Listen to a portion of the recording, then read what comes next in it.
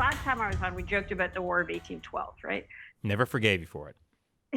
Well, so this is the question: Who was the U.S. fighting or what was going on in the War of 1812?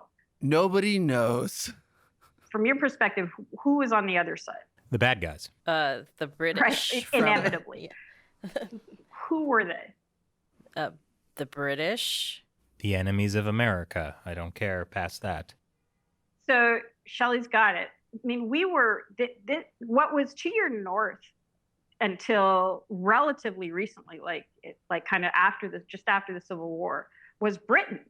It was the British Empire was to the north, right? So it wasn't just Canada. It was the troops were coming from Europe, and we had Canadian troops, and we had a lot of Native Canadians, First Nations, who fought in the War of 1812 on our side, on the Canadian side.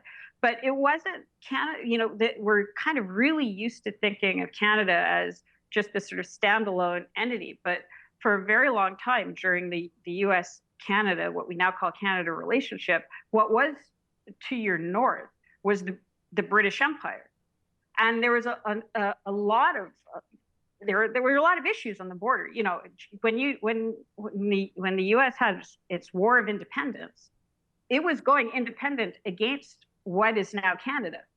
We didn't go independent. We were the British Empire. So we had groupings of Americans who didn't want to leave the British Empire, called the Loyalists, who came across the border into Canada and who were sitting in Canada.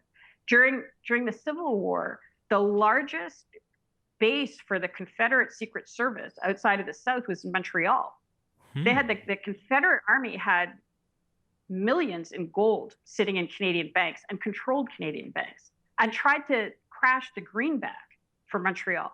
There were raids, the St. Albans raid, that came down from basically Montreal into Vermont to rob the banks in St. Albans to bring the money to fund the Confederate military.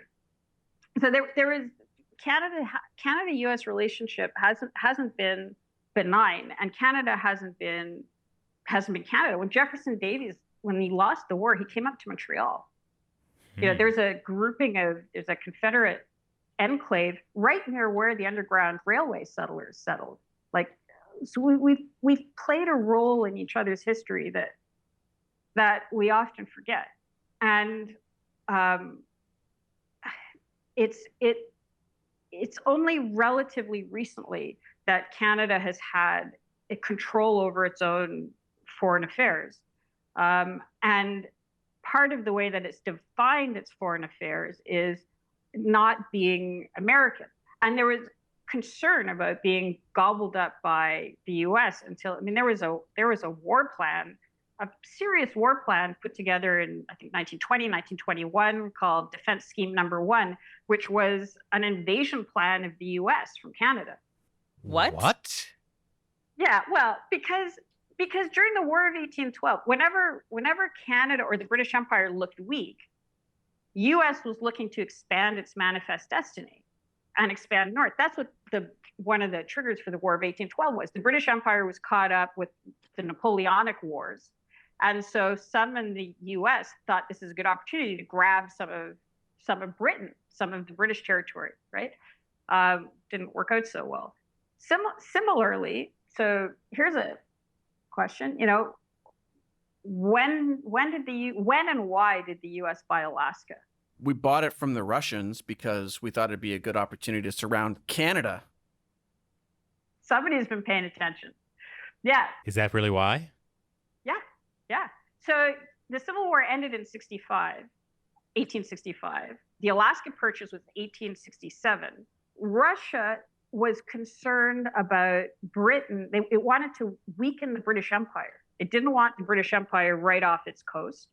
And it thought that it could weaken the British Empire by selling Alaska to the Americans. And the Americans thought if you hold Alaska and you hold the west coast of the U.S., you can do a pincher move on Canada. That's brilliant.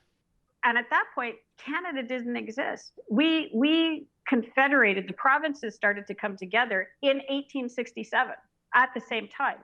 And British Columbia, which was a colony of the UK, only said they would join the rest of Canada if we built a railway so we could get British troops out to defend British Columbia.